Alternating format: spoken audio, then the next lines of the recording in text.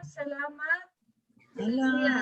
Salamat. Thank you, Lord. Thank you, Lord. Sa iyo. Sino po ang handang-handa ng umawit ng salamat sa ating Panginoon? Hallelujah. Thank you, Lord. Thank you, Lord. Thank you, Lord, sa 100 araw ng debosyon at pananalangin. Salamat, Panginoon. Hallelujah. Thank you, Lord.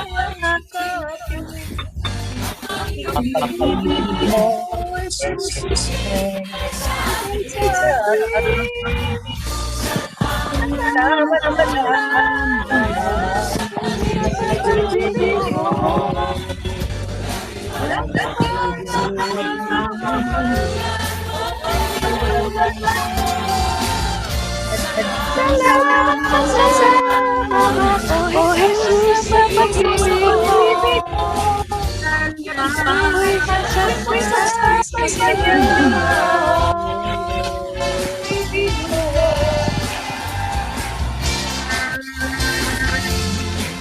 sa pag-ibig mo.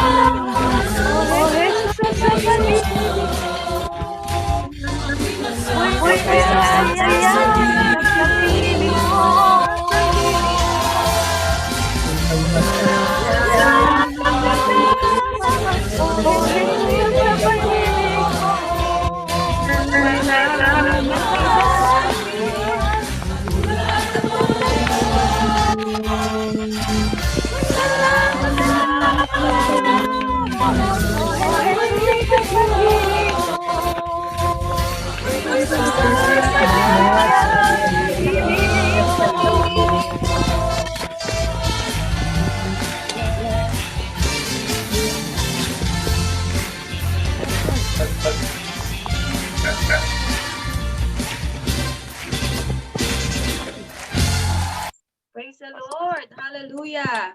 Hallelujah. Thank you, Lord. Thank you, Lord. Thank you, Lord. Praise the Lord. Amen. Tayo po ay nagpapasalamat sa ating Panginoon, no? Sa ika-100 days po ng ating daily morning prayer and devotion. Praise God. Tayo po ay 31, 32 na po dito sa ating Zoom room ngayong umaga. At tayo po ay patuloy na aawit sa ating Panginoon. Meron pa po tayong isang aawitin na nagsasabi po, thank you, Lord. Praise God. Ayusin ko lang po ang aking teka lang po ha. Thank you, Lord. There you go. Praise God. Wait lang po. Ayusin ko lang po ang aking i-share sa screen. Praise God. Okay. Amen. Praise God. Sino po ang handang-handa na at walang humpay na gustong umawit sa ating Panginoon ngayong umaga? Nagpasasalamat sa ating Diyos. Hallelujah. Sige po, palakpakan po natin ang ating Panginoon. Thank you, Lord. Thank you, Lord. Thank you, Lord.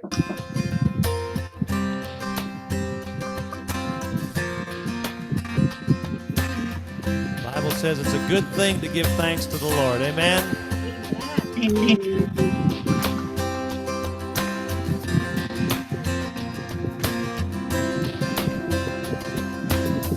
I come before you today,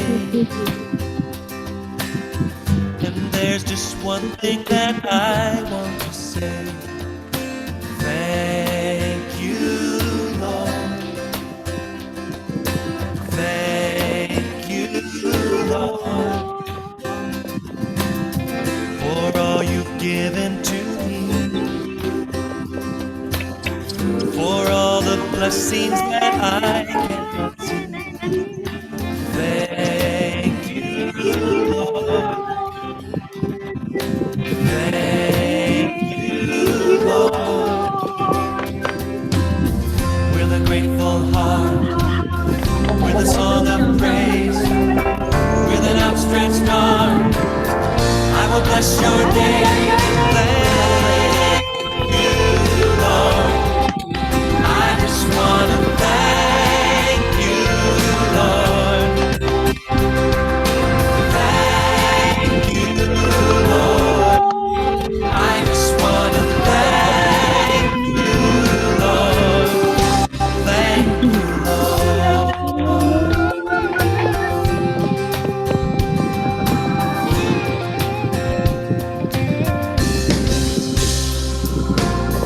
For all you've done in my life, you took my darkness and gave me your light. Thank you, Lord. Thank you, Lord. You took my sin and my shame. You took my sickness and healed all my pain. Thank you, Lord. Thank you, Lord. With a grateful heart, with a song of praise, with an outstretched arm, I will bless your name.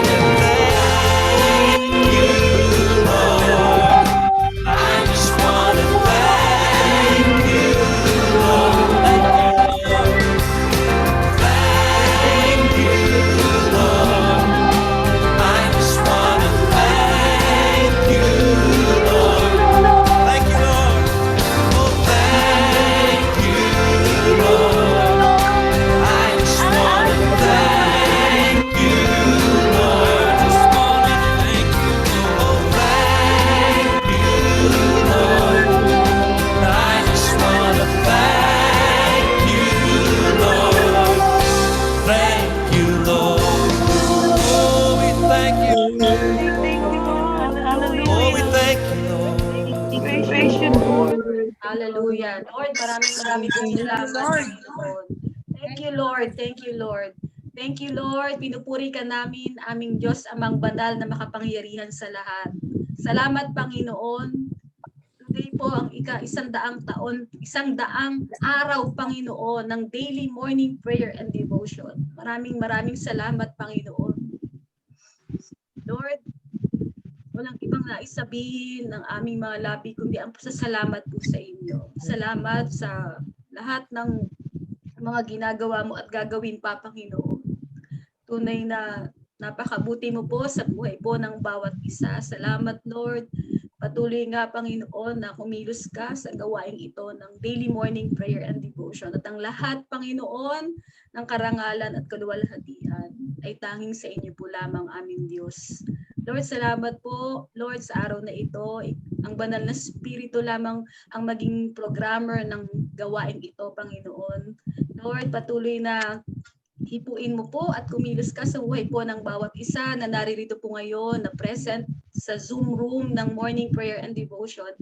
Lord, at sa anak mo po at lingkod mo, nagagamitin mo po for today, Lord. Patuloy na itago mo siya sa iyong krus, Panginoon, at ikaw lamang ang makita sa kanyang buhay. Maraming salamat, O Diyos, sa lahat-lahat, Lord, ng ginagawa mo at gagawin pa sa aming mga buhay. Sa inyo lamang namin maingat na ibinabalik lahat ng papuri, karangalan, kaluwalhatian sa pangalan ng aming Panginoong Jesus. Amen and amen. Praise God. Palakpakan po natin ang ating Panginoon. Hallelujah. Nais po Praise batiin the Lord. ang bawat isa ng 100 days po ng ating morning prayer and devotion. Blessed morning po sa lahat ng naririto sa ating Zoom room. Praise the Lord. Hallelujah. Thank you, Lord. Thank you, Lord. Thank you, Lord. Lord, for all Thank you, Lord. the Hindi ko po mapigilan talaga na sobra po kung nagpapasalamat. Kanina pa lamang po mga 3:50 a.m. po ako ginising na ng ating Panginoon at labis-labis po ang pasasalamat ko sa ating Panginoon sa kabutihan po ng ating Diyos. Welcome po. Alam ko po na lahat po tayo ay nakararanas ng kabutihan ng Panginoon. Wala pong kahit isa sa atin dito ang hindi na nararanasan ang goodness at faithfulness at ang dakilang pagmamahal ng ating Panginoon. Thank you so much sa ating Lord. At maraming salamat po sa inyo. Magmula po sa iba't ibang lugar. Alam ko po na tayo po ay sama-sama everyday po dito sa bansang Pilipinas. Meron po tayong mga kasama from Cavite, Caloocan. May kasama po tayo from Las Piñas, mga Las Piñeros po. No, welcome po from Manila, from Makati. Meron din po tayong kasama from Las Vegas, USA, si Sister Cynthia. Hello po, welcome po dito sa ating morning prayer and devotion. Nandito din po ang ating mga kapatid from California, USA, from Hong Kong, from Japan. Nandito rin po from Australia. So iba't ibang lugar po sa buong mundo tayo po ay pinagsama-sama ng ating Panginoon upang tayo po ay mag-aral ng salita ng Diyos, dumago ang ating pananampalataya sa ating Panginoon at lalo po tayong magmahal at ma-inlove kay Lord. Amen po ba? Amen. Praise God. Sige po, palakpakan po natin ang ating Panginoon. Hallelujah. Thank you, Lord. Thank you, Lord. Thank you, Lord. At ngayong umaga po, tayo po ay muli pagpapalain ng ating Diyos sa kanyang salita, sa napakagandang mensahe po na nais pong ipagkaloob sa bawat isa ng ating Diyos na buhay. At naririto po, tayo po ay pinaunlakan ng ating pong area pastor po ng Las Piñas. I-welcome po natin at atin po palakpakan ng Diyos na buhay sa buhay po ni Pastor Jeric Magallanes. Praise the Lord! Praise the Lord! Thank you, Lord! Good morning po, Pastor! Magandang araw sa ating lahat. Morning po. Today is the 100th day of your morning prayer and devotion. Talaga namang dapat na ipagdiwang, ano? Magsisimula na ba ako, Sir Irene, to share God's Word? Opo, Pastor. Good morning po. Okay. Pwede na po. Praise the Lord. They mark the 100th day, ano? Ng ating morning in prayer devotion. Talagang dapat lamang na ipagdiwang the 14 weeks and 2 days of God's faithful response to prayer offered to Him. 3 months and 8 days of God's faithfulness in revealing His will through His Word. At mahigit 100 oras na at masayang pagsasama-sama para sa kaluwalhatian ng Panginoon. And I'm so grateful today to be with you. Malaking pagpapala po para sa akin. Indeed, God is at work in us and through us. Hindi siya mauubusan ng mga tao na kakasangkapanin upang ipagmalasakit ang kanyang makapangyarihang salita, maging ang kanyang kalooban. And of course, I'd like to take this opportunity to congratulate Sister Irene for your diligence, your passion, and exemplary commitment. Talagang nakakahawa, no? Pwede ba natin palakpakan ng Panginoon sa buhay ni Sister Irene? Praise God. And soon, well, ang lahat ng iyong mga pagpapala, ng iyong mga efforts, ay gagantimpalaan ng Panginoon openly. And of course, under the supervision of Pastor Mildred Datuin, congrats po, Pastora. Your leadership makes a difference. Palakpakan din po natin ang Panginoon sa buhay ni Pastora. Ayan. At binabati ko, syempre, ang lahat ng bumubuo po ng morning prayer and devotion na ito from different places, different countries. Alam niyo po, talagang you put a smile on God's face. And because of that, patuloy na dadaloy ang pabor ng ating mahal. Ito po ang inyong mga testimonies, no? Napapawaw po ako sa mga ginagawa ng Panginoon sa inyong mga buhay. Talaga naman, magmula sa kay Sister Jamaica, kay Sister Armin, Ana, Irma, kay Sister Irene Alfonso, yung ating dalawang Ruby, at Sister Amy, tama ba? At of course, si Brother Jojo from Hong Kong pa, wow, talaga naman, God is true to His promises. Ang sabi nga ng Bible, naalala ko, His word will not return to Him empty, and but it will accomplish what He pleases and will prosper in what He sends it to do it. Talaga naman. Yan po, no? Kaya I believe with all of my heart, greater things are still to come. Kanya na pwede ba natin muling palakpakan ang ating mahal na Panginoon sa kanyang ginawa at katapatan sa ating buhay. Praise God. Praise the Lord. Well, bukod sa palakpak, bukod sa ating pasasalamat, in celebration of God's faithfulness for the last 100 years, 100 days, of your morning prayer and devotion. Alam niyo po, nung naimbitahan ako ni Sister Irene at I'm asking guidance for the Lord, isang bagay ang nilagay niya sa aking puso. Kaya nga ito'y pasasalamat, tayo ay pumapalakpak at bukod diyan, I think the best thing we could do yung tayo ay patuloy na sumamba ng tama sa ating mahal na Panginoon. So ang mensahe po na ating pong pagsasaluhan ay totoong pagsamba, true worship. Pwede po ba natin sabihin true worship? Opo. Yan, no? So si Charles Haddon Spurgeon, isa pong British Baptist preacher, ang nagsabi po ng ganito: "My happiest moments are when I am worshiping God." Ang ganda po, meron tayong PowerPoint dyan, Sister Irene, kung pwede natin i-share, ang kanya daw pong pinakamasayang sandali ay kapag siya ay sumasamba sa ating mahal na Panginoon. Dagdag pa niya, in that worship, I forget the cares of everything else. Naalala ko yung ilang mga patotoo.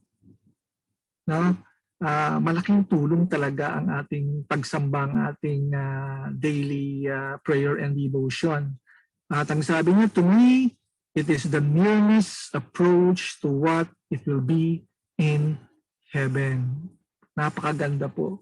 At naniniwala po ako, if there's any need to pursue, kung mayroong bahagi ng ating buhay na marapat na tayo ay humusay pa ay ang aspeto ng pagsamba sa ating Panginoon. Can you say amen to that? Sa ating pagpapatuloy at pagtitiwala sa Diyos ay higit natin siya mararanasan. Darating ang punto, masasabi natin na talagang He is awesome, kahanga-hanga.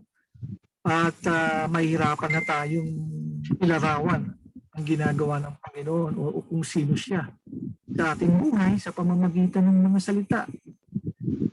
Sabi nga po ng isang awitin, God is so much more than words can never say. Pero ang pagsamba po para sa Kanya, in view of who He is, kung sino siya sa ating mga buhay, in view of what He said, kung ano ang Kanyang sinabi o itinuturo mula sa Kanyang salita, in view of what He did, kung ano ang Kanyang ginagawa o ginawa na sa ating mga buhay, at ginagawa pa, it will be easier, di ba? Mas madaling sabihin sa pamamagitan ng akto ng pagsamba kung sino siya, kung anong ginagawa niya at ginagawa pa sa ating buhay. So, mga kaibigan, sisters, brother, napakahalaga ng pagsamba. In fact, God created us for this purpose. Ito na po ang buhay natin. Hindi po pwedeng mabago ito. He created us for the ultimate or the highest priority of worshiping Him. That is why there's nothing more important in a person's life than to be oriented toward worshiping God. Kung meron na dapat mas matuto pa at makaalam ang tao, walang iba kundi ang sambahin ang ating mahal na Diyos. Ako po ay meron pa rin pong dapat matutunan sa tamang pagsamba. I want to excel in this aspect po. Sapagkat ang pagsamba ay napakahalaga para sa Diyos. It matters to God and it matters to us. Ano po?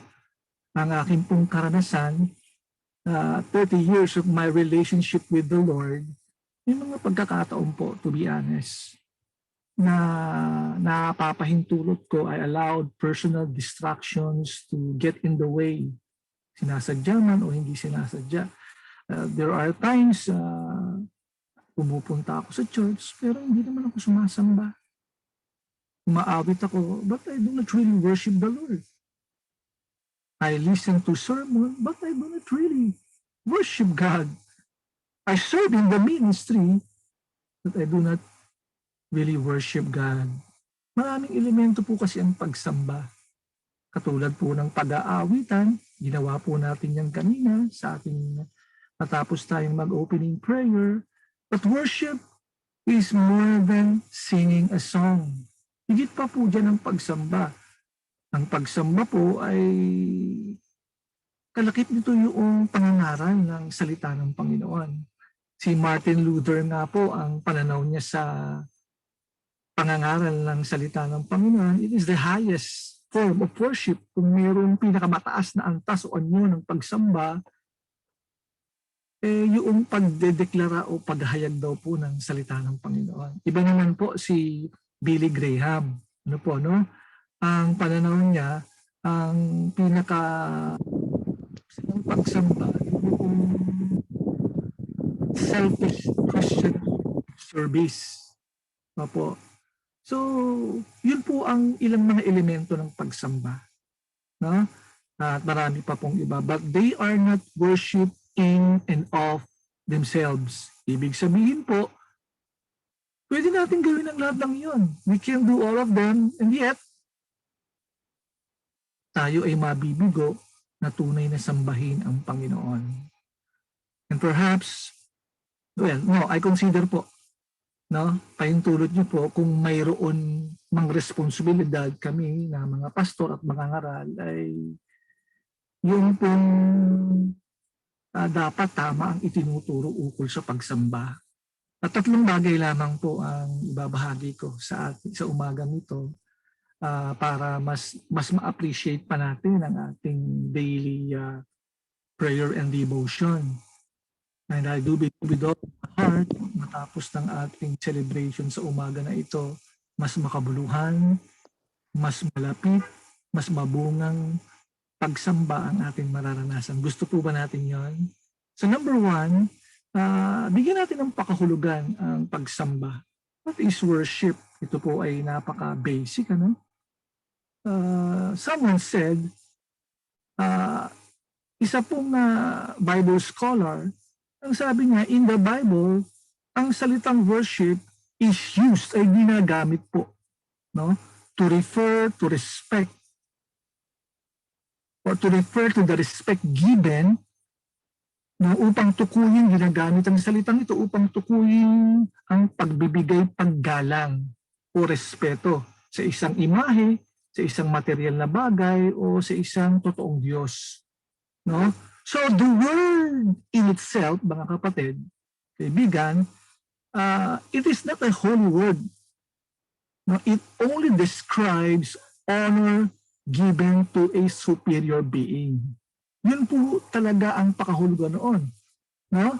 Now, in the New Testament, yung common New Testament word na ginagamit sa pagsamba, proskuneo, ang ibig sabihin yung paghalik sa kamay as a gesture of reverence. No? Hinahagkan yung kamay bilang respeto, sinyales ng paggalang. Yun pong ibig sabihin sa bagong tipan. Ano? Isa pa po, ibig sabihin to fall upon the knee and touch the ground with the forehead as an expression of profound reverence. Ito naman daw ay pagyukod na ang noo ay sumasayod sa lupa. No?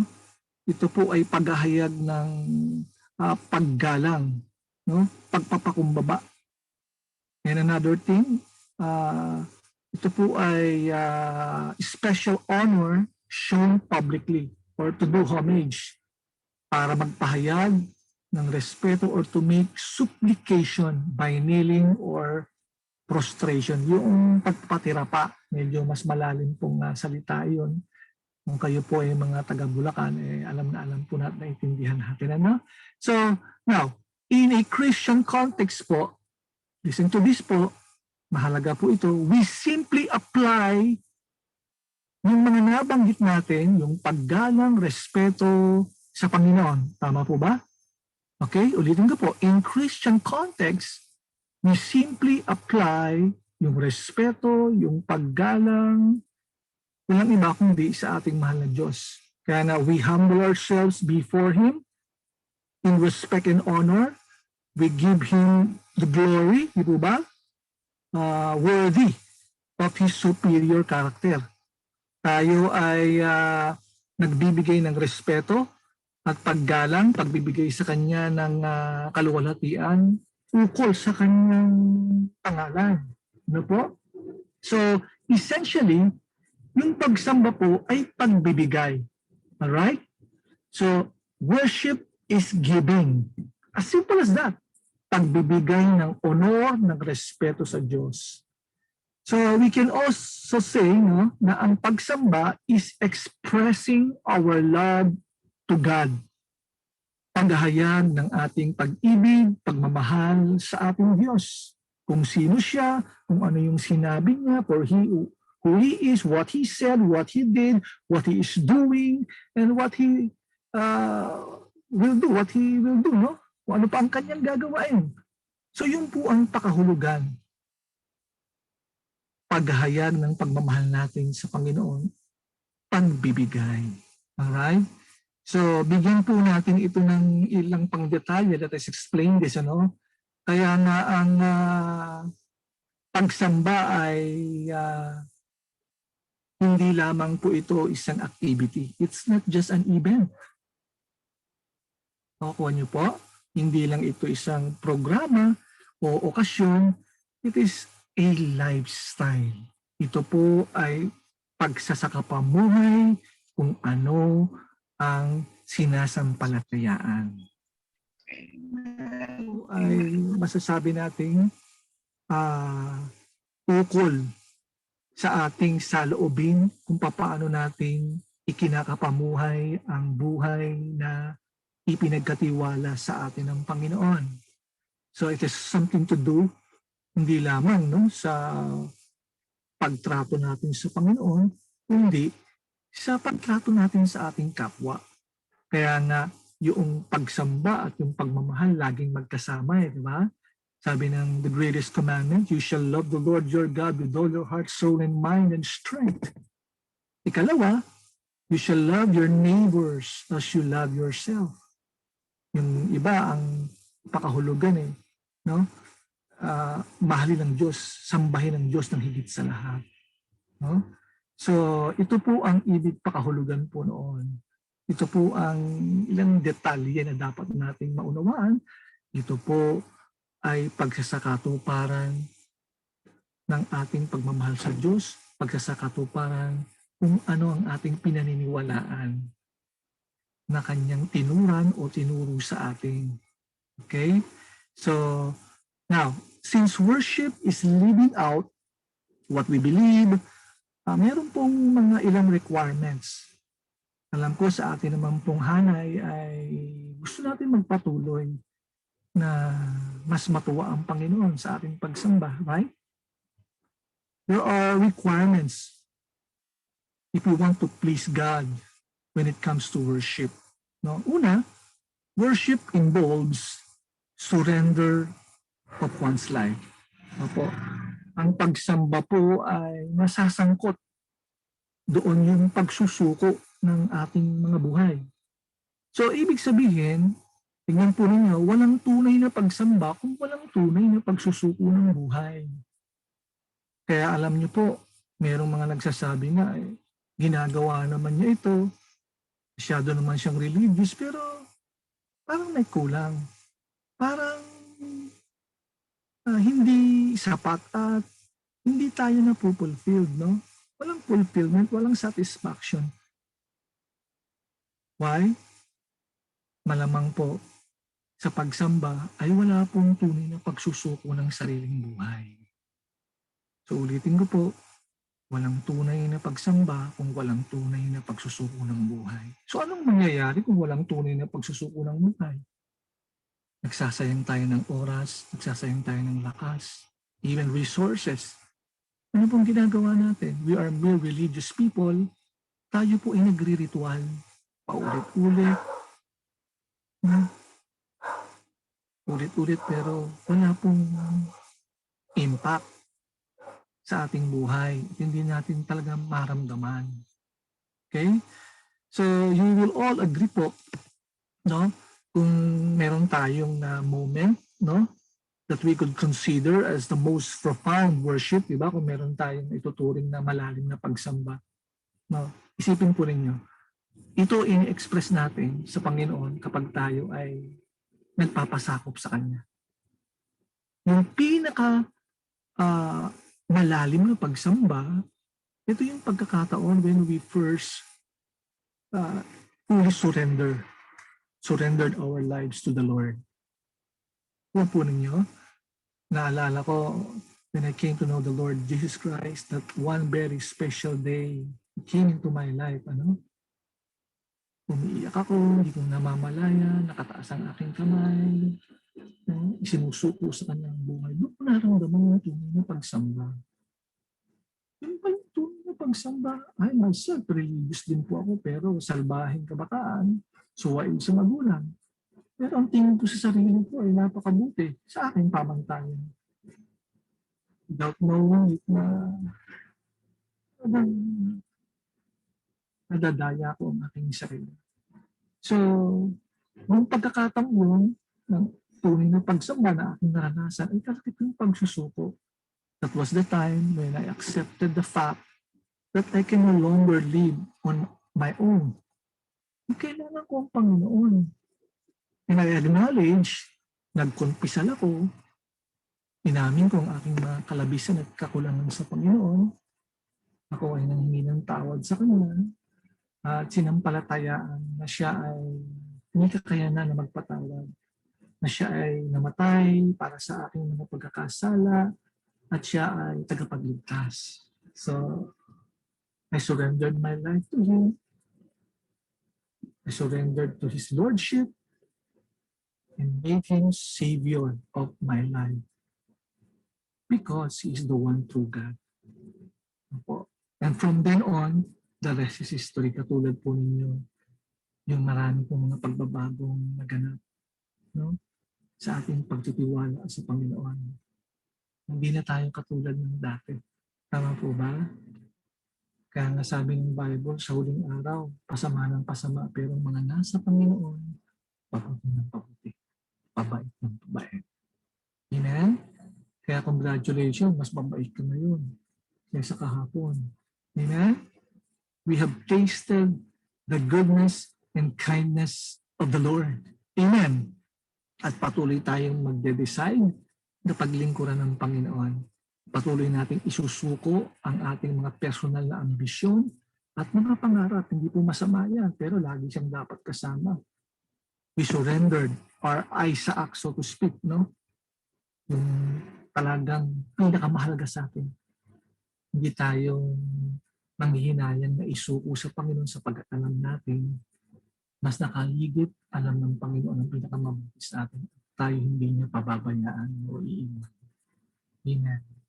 So, napakalaki po ng pagkakaiba. Okay? So, kaya nga for the sake of Christ, tayo ngayon iba ng ating pananaw, di ba? Mahalaga na sa atin ang Bible study, ang prayer, binigising na tayo ng maaga. So, of course, mayroong struggle. Pero iba na dahil naisuko natin ang ating buhay sa Panginoon. Gumagaw ang Panginoon. Patuloy na tayong binabago. No? Sabi nga ni Pablo, yung ating thought hindi katulad ng dati. Yung pinapahalagahan natin di ba? Nakakala natin life is about fulfilling what we want or what we need, no? We needed. Kala natin ganun na lang ang buhay. Pero naunawaan natin ang katotohanan at ang katotohanan ng palaya sa atin. Alam natin na layo sa Panginoon, ang buhay ay malungkot, walang kabuluhan, at walang patutunguhan. With God, life is meaningful. With God, life is complete. Amen. Amen. So, sabi nga ng Romans chapter 12 verse 1, so then my friends, because of God's great mercy to us, I appeal to you, offer yourselves as a living sacrifice to God. Dedicate to His service and pleasing to Him. This is the true worship that you should offer. Iaalay ninyong inyong sarili bilang isang handog na buhay, banal at kalugod-lugod sa Diyos. Ito ang karapat-dapat na pagsamba ninyo sa Diyos. Kaya nga alam nyo, tingnan nyo po, mapapansin nyo, no? Kapag may mga Bible study, ang prayer sa huli, laging mayroong pagsisisi, may pagbabalik loob sa Panginoon. Kasi ang ibig sabihin po yan, may pagsusuko ng buhay. Di po ba? So ang tunay na pagsamba ay may elemento ng pagsusuko ng buhay. So the next time we worship the Lord, let us see to it na yung ating buhay ay nakasuko sa Panginoon. At mararamdaman po ninyo ang tunay na pagsamba na kalugod-lugod sa Kanya. Amen. Another thing involves exclusive attention.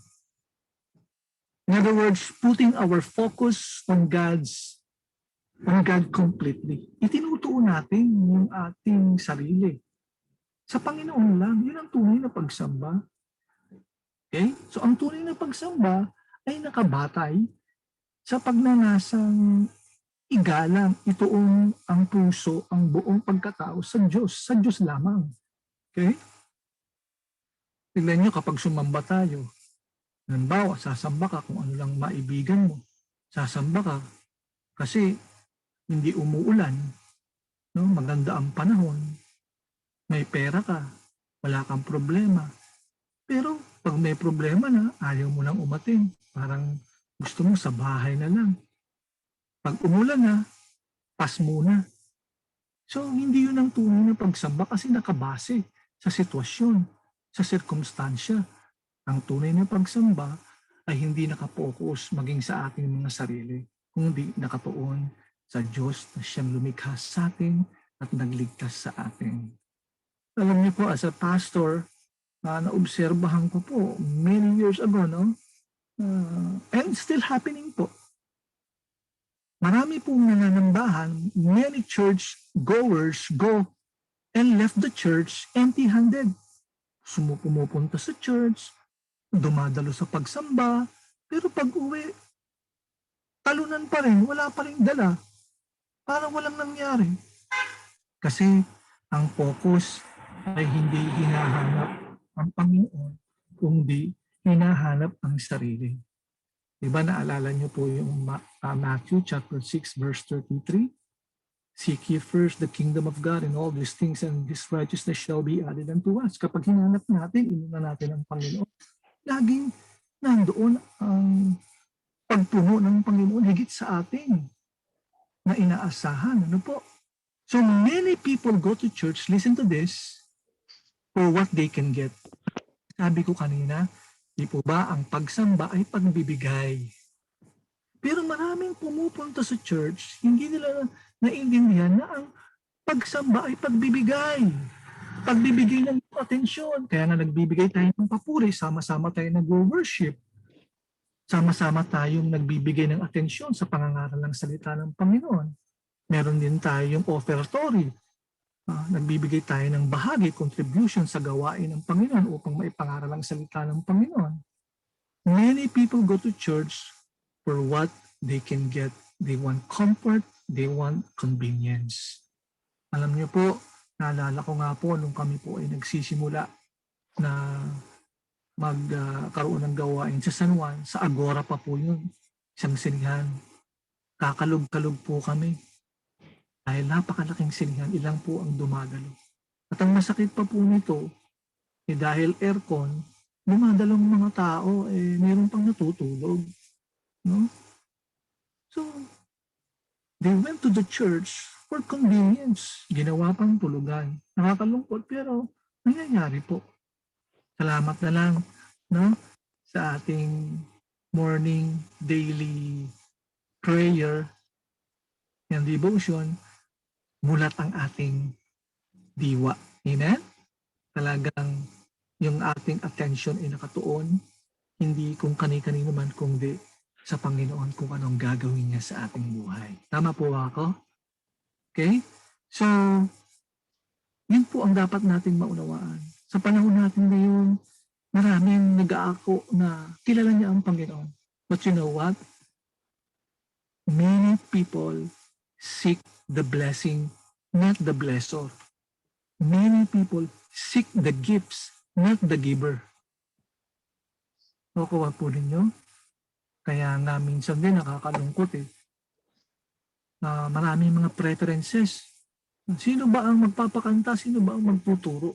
Namimili. Kung ano ang gusto. Pero ang tunay na pagsamba, hindi nakatuon kung sino man ang mga tao dyan, hindi kung ano ang gagawin, sasabihin, ituturo ng ating Panginoon. Alam ko, tingnan niyo po, kaya po tayo natuto, kaya po nabago ang ating puso. Opo, kumakasangkapan ng Panginoon, mga tao. Tama po. Pero, in the first place, ang ating puso ay nakapokus sa Panginoon. Hinayaan natin siyang kumilos. Binigyan natin ng puwang ang Panginoon na kumilos sa ating buhay. And so, ito po tayo. May ginagawa na patuloy na pagbabago ang Panginoon. Praise God. Naalala ko po yung sinabi ng isang writer. Gusto ko naman po i-share ito. Si Marshall Hayden. Doon po sa kanyang article, ang title po ay isang tanong. Would every man-hurter please stand up? Ang sabi niya ganon, people come to church wearing broad smiles and their very best clothes. Everyone seems happy and we assume everything is okay. But if we look beyond the broad smiles and smart-looking clothes, we will find a whole lot of hurting people. Tama po si Marshall Hayden eh. Totoo naman po yun. Sa church, maraming pumupunta dahil sugatan, nasaktan, naghahanap ng kasagutan. Totoo po yun. Kaya nga sabi ng Panginoon, di ba? Seek and you will find. No, ask, no? And you will find, no? Seek and you will find. Ask and you will receive. Knock and the door will be open for you. Matthew 7:7. Totoo naman po lahat tayo may pangangailangan. No? We need to minister, lalo na sa gawain ng Panginoon. We need to minister to the needs of others. No? But alam niyo po ang natutunan ko sa pagsamba, but we need to minister to them, but we do not need give in to the temptation of meeting only their needs. Nakukuha niyo po ako. Minsan ang temptation ng tagapangaral impress yung mga nando kasi nga naman may mga pangangailangan, talagang naaawa, pero hindi po ganoon. No, nakukuha niyo po ako. Hindi po ganoon ang dapat mangyari. Ang tunay na pangangailangan nila ay dapat maituon na ang kanilang puso at isipan ay nasa Panginoon. Ang trabaho ng mga preacher ay hindi punan yung mga pagkukulang ng mga taong pumupunta sa church. Si Lord ang bahala doon. Ang mahalaga po, no, sa pamamagitan ng salita ng Panginoon, ng pangangaral, ng truth niya, na ilalapit ang tao sa katotohanan. Alright? Meron pong isang senior pastor, napakalungkot po, mega church. Libo po ang dumadalo sa kanila, no? 7,000 churchgoers, no? Attendees, no? In Nashville. Ito po ay ang pangalan po ng church ay Grace Point Church. Alam niyo po, nag-resign po yung pastor after 14 years. Si Pete Wilson, napaka pastor, pero nagkaroon po siya ng crisis, ano? Nag-announce po siya doon sa kanyang Sunday service, no? In-announce po niya yung decision niya sa congregation nang sila ay nagsa-Sunday service. Ang sabi niya po ay ganito. Ang sabi niya po, we said that this is a church. Tinutukoy niya yung church, no, yung gawain nila. Where it is okay not to be okay. And I am not okay. I am tired, I am broken, and I just need some rest. Ang pastor na ito ay nag-resign dahil napagod siya. Nasaktan siya. Hindi natin alam kung bakit, baka mayroong mga conflict. The main reason na i-share niya bakit siya kailangan na mag-resign, no? Napagod siya, living on empty and neglecting some things that should have been prioritized. Ang pinakapunot dulo po nito, bakit siya nag-resign? Napabayaan niya po ang ilang mga bagay na dapat niyang mas unahin. Naiintindihan po ninyo? Nagpapastor po siya pero siguro naging abala siya masyado sa paglilingkod sa kapwa niya, sa pagpipray, sa pagka-counsel. Pero para siyang natuyuan sapagkat parang siguro napakalayo niya sa Panginoon. And I do believe yung kanyang prayer life, yung kanyang personal devotion ay napabayaan niya. Tingnan niyo po, pastor yan na kaya po walang excuse. Dapat po magsikhay tayo. So alam niyo po, nung nabasa ko po ito, talagang nalungkot po ako. And I want to confess, no, na ako rin po ay sa aking pagtitiwala kay Lord, paglilingkod, I experience, no, how to become consistent. I mean, consistent of being inconsistent. No? Marami mga bagay akong nagawa na hindi dapat gawain. Marami namang bagay na hindi nagawa na dapat gawain. Nakakahiya po. Pero alam niyo po, kagaya po ng ating mga nadarama, sa kabila ng ating mga kalabisan at pagkukulang, hindi nagpapaya ang Panginoon. Not only our God is the God of second chance, but our God is the God of multiple chances. Di po ba? Kaya nga, laging merong bagong simulain ang Panginoon para sa atin. There is no new beginning. Kaya nga hindi po nakapagtataka na isulat po ng manunulat ng Hebreo. Let me read Hebrews chapter 12 verse 2. We must never stop looking to Jesus. He is the leader of our faith and He is the one who makes our faith complete. Hebrews chapter 12 verse 2. Fixing our eyes on Jesus, the author and perfecter of our faith, sa ibang salin po. So, ang tunay na pagsamba ay pagtutuon ng ating buong pagkatao, isipan at puso sa Diyos at sa Diyos lamang. And last but not the least, ang tunay na pagsamba ay kinasasangkutan ng sakripisyo. No? Worship involves personal sacrifice. Bakit ganun? Sasamba ka tapos magsasakripisyo ka pa. Yan po ang hindi naiintindihan ng mga tao. But true worship involves sacrifice. No? Personal sacrifices. No? Tingnan niyo po, mas madali pong sumamba sa Panginoon kapag maayos ang kalooban mo, maayos ang karamdaman mo, hindi ka galit, no? Busog ka, marami kang pera, di ba? Ang saya-saya, no? Pag sumamba na gano'n, napakadali. Parang kaya nga walang challenge. But worship that is commendable in God's sight, ay yung mayroong presyo o isinasakripisyo. Nakakuha niyo po ako? Kaya nga sabi ng Hebrews chapter 13 verse 15, so through Jesus, we should never stop offering our sacrifice to God. Huwag tayong huminto na maglaan ng sakripisyo ng papuri sa Panginoon. Tignan niyo po yung mga sundalo, di ba? Katatapos lang ng ating Independence Day, no? Dahil sa ating mga kawal, karoon tayo ng kasarinlan, kahanga-hanga po ang kanilang ginagawa. At maging sa ating panahon ngayon, grabe ang kanilang sakripisyo para sa bayan. No? Kaya sa pakikipaglaban, nasusugatan, no? Pero lalong tumatapang, patuloy na ginagawa ang tungkulin. Well, when we sacrifice, talagang hindi maiwasan yung pain and loss. Kaya nga minsan iba sa pagbibigay sa gawain ng Panginoon, talagang minsan itetest ka ng Panginoon Kung kahit wala ka na, ibibigay mo pa para sa kanyang kalulatian.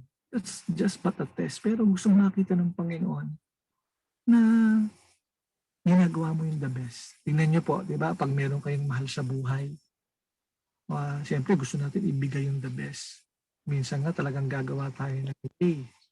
Sabi niya, minsan talagang ipangungutang mo pa para maging masaya lang ang taong bibigyan mo dahil gusto mo na mahal. Amen? So, tuloy ko lamang po, it is yung elemento ng sakripisyo. No? So, patuloy tayong sumamba sa Panginoon. Tunay na paglilingkod, gayon din, no?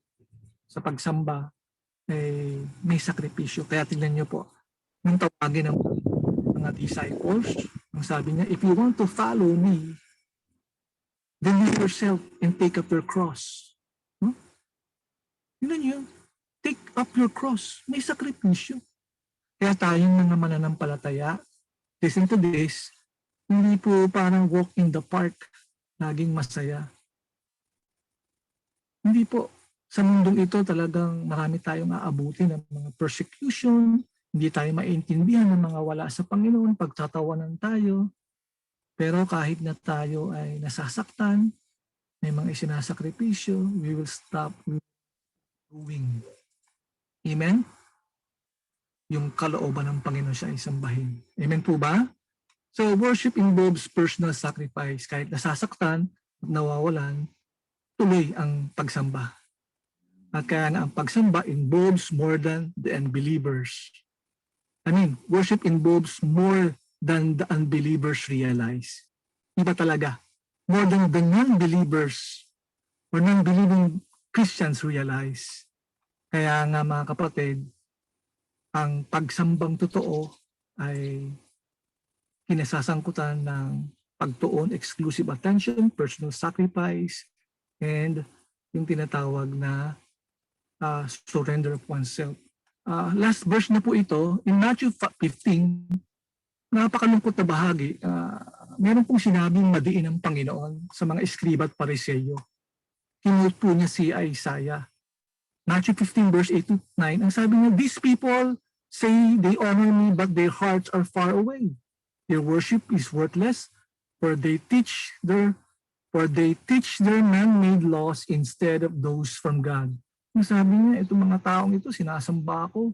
Nasabi niya ginagalang ako, ngunit napakalayo ng kanilang mga puso. Ang kanilang pagsamba ay walang kabuluhan. Nakakalungkot, ano? Ang Diyos po ay lagi naghahanap ng lehitimong pagsamba. At marami siyang nasusumpungan ng mga gawain na walang elemento ng tunay na pagsamba. Ngunit, praise God sa biyaya ng Panginoon sa ating pagsasama-sama, naka 100 days tayo.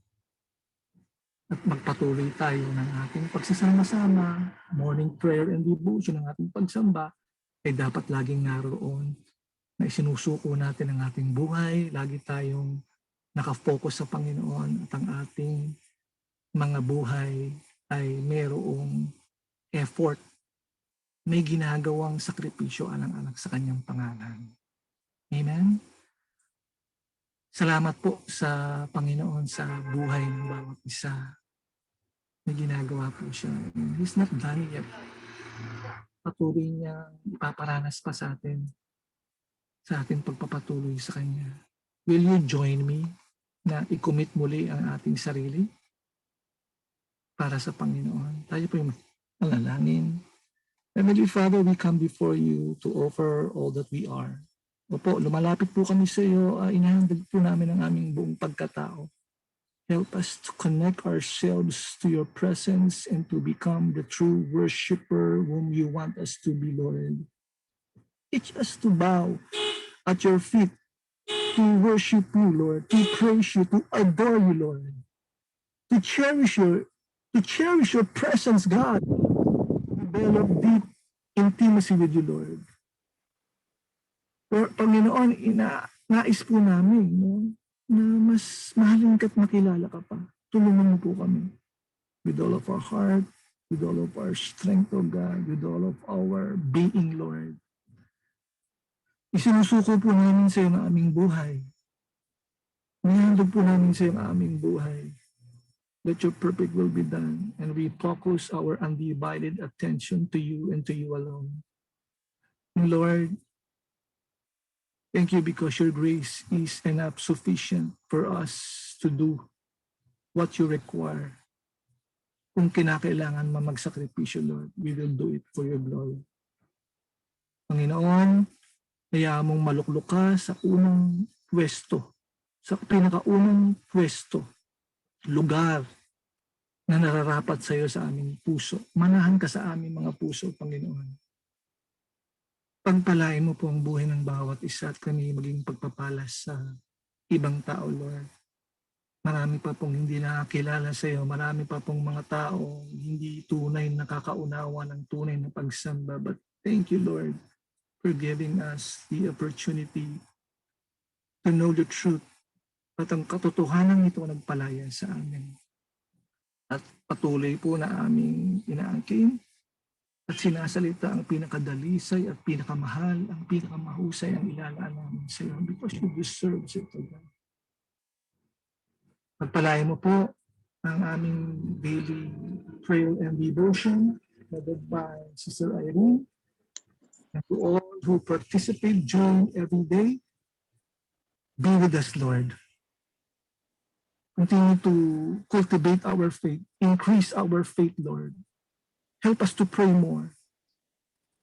Patuloy ka naming maranasan kaysa kahapon, Panginoon. Pinupuri ka namin, niluluwalhati. At anuman po ang kahilingan, mga nais ng mga kapatid sa mga sandaling ito, you know them well, you know their coming in and going in, Lord, going out, Lord. You know their struggles, O God. Continue to uphold my brother, my sisters, O God. Maging malapit ka sa kanila.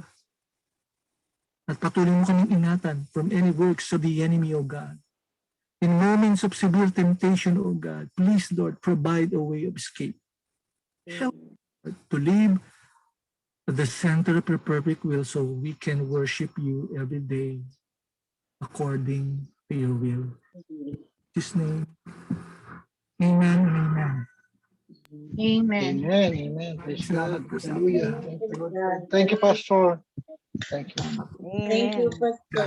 Glory to God. Thank you, Pastor. Lord. Thank you po. Thank you po.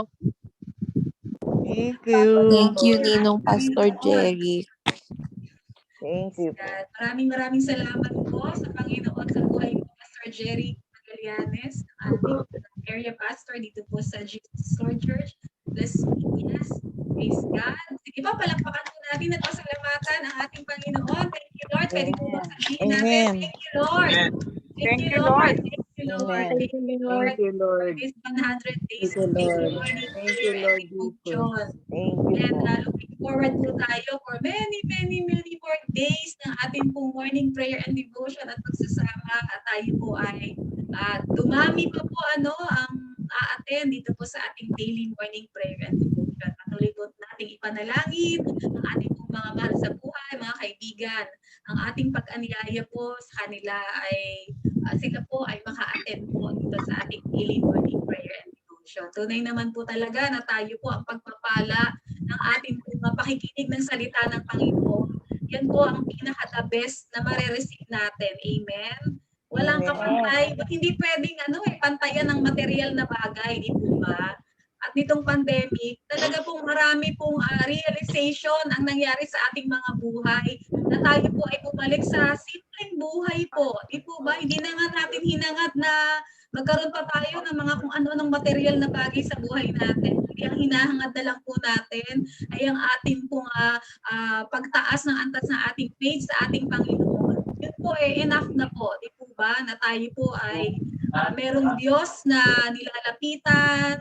Tayo po ay nagpipray every day para po hindi lamang para sa ating sarili, kundi para sa ating kapwa, sa ating mahal sa buhay, at para sa ating bansa, at maging para po sa buong mundo na lahat po ng tao ay makakilala ng lubos sa ating Panginoon. Amen?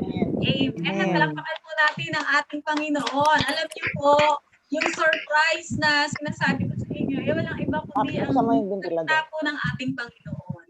Na kung saan po ay natuto po tayo na tayo po ay ano po ba ang tunay na pagsamba?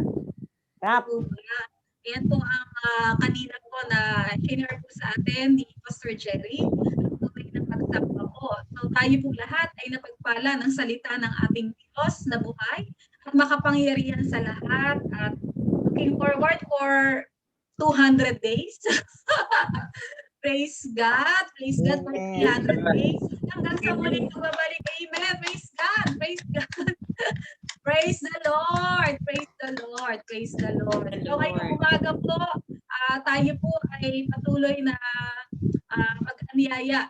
No? Wag po kayo magsasawa. Forward nyo lang po ang mga link sa ating pong mga nais-anyayahan. At pagpalain po ng Diyos ang buhay po ng bawat isa. Salamat sa buhay po ng ating Pastor Jerry Magallanes na ngayon po ay siya po nag-share ng Word of God.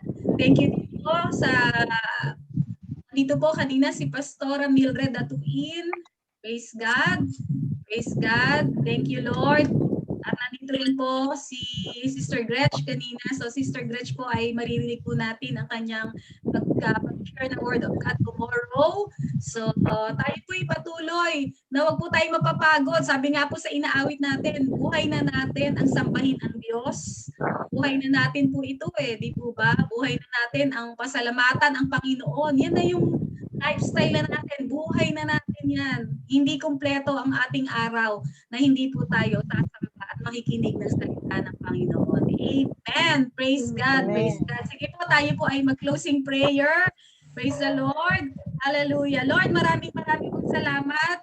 For this is the day that you have made, and we will rejoice and be glad in it. Salamat, Panginoon, for this 100 days. Walang hanggang pasasalamat, O Diyos, ang amin pong ipinagkakaloob, ibinibigay po sa inyo. Salamat, Lord, sa patuloy, Panginoon, na pagdalo dito po sa Zoom room, Panginoon, ang daily morning prayer and devotion ng aking mga kapatid, Panginoon. Lord, pagpalain mo po ang buhay ng bawat isa. Lord, sa patuloy, Panginoon, na pananabik at kauhawang nila sa iyong salita. Lord, thank you so much. Thank you so much, Panginoon, maging sa buhay po ni Pastor Jeric Magallanes. Lord, na ginamit mo at pinasangkap upang marinig namin ang napakagandang mensahe mo, Panginoon, this morning. I-bless mo po si Pastor Jeric, si Pastora Beng. Lord, maraming salamat sa kanilang buhay. Bless them, Lord, exceedingly abundantly in the name of Jesus. Lord, maraming pong salamat sa buhay po ni Sister Roslyn, Sister Osnar. Lord, pagpalain po sila, Sister Susan, Sister Marin, Sister Lita, Sister Emmy Pineda, Sister Gretch. Bless them, Lord, in Jesus' name. Lord, prayer and blessings, Lord, be upon Sister Ivy, Sister Ruby Lacuna, Sister Ruby Tiongson, Sister Jonah Villarasa, Sister Jamaica, and Brother Philip. Bless them, Lord, in Jesus' name. Lord, blessing be upon Sister Big, Brother Jojo, Sister Merlin, Sister Arlene Paraiso, Sister Ana Lisa Puntalan, Sister Emmy Cabaltiera, Sister Ana Clemente. Lord, maging po kay Sister Emmy. Bless them, Lord, in the name of Jesus. Prayer for blessings be upon Sister Cynthia de la Cruz, Sister Bats, Mars Irene, also Sister G. Bernardo, Sister Lezaida, Sister Ermi, and Sister Luz Biminda Aldos. Lord, pagpalain mo sila, Panginoon, in the name of Jesus. Lord, blessings be upon, Lord, Sister Lisa, Sister Vivian, Sister Ruby Canete, Brother Alex Pagsisihan. Pagpalain po sila, Panginoon, sa pangalan ng aming Panginoong Jesus. Lord, prayer and blessings, Lord, be upon Sister Nora, Sister Lala Dakara, Brother Ryan, Sister Abby, Lord, kay Gabo, kay Brother Sip, kay Sister Kel, kay Sister Dean, Sister Ruby Menyosa, Sister Weng. Lord, bless them, Lord, in Jesus' name. Lord, bless the life of Sister Padet, Sister Erna, Sis Ninang Mila, kay Genesis, kay Dindin. Lord, pagpalain mo po ang buhay po ng bawat isa. Maging Lord, kay Pastora Mildred, in the name of Jesus, bless each and every one of us. Lord, maraming pong salamat. Panginoon, sa inyo pong papuri, kaluwalhatian, karangalan. And may the love of the Father, the grace of the Son, and the blessings and the presence of the precious Holy Spirit be with us all, now and forever. In the name of Jesus, this we pray. Amen. Amen. Praise the Lord. Hallelujah. Praise God. Praise God. Thank you. So, bago po tayo magkahiwa-hiwalay, mga kapatid, wait lang po ha, wag po kayong aalis. Meron po tayong picture taking muna. Maraming salamat po, Pastor Jeric. Praise God. So, wait lang po. Tayo po ay mag-picture po. Yan. Praise God. So, God be the glory. Happy 100 days. 100 days. Glory. Happy anniversary. Happy anniversary. One more time po. Say Jesus, Jesus. Jesus. Praise God. Isa pa po, isa pa po. 1, 2, 3. Jesus. Love you, Lord Jesus. Sige po, maraming salamat. Bye, Thank you. Thank you so much. Happy Happy Congratulations to all of us. Yes. Thank you. Thank you. 100 days and more to come. Amen. Praise the Lord. Happy 100 days 100 po. days. God bless. Happy 100 days. Success po. Thank you. Love you guys. Thank you. Love you all with the love of the Bye. Lord. God bless po. Salamat. Thank you. Hello, everyone. Yes. Ay,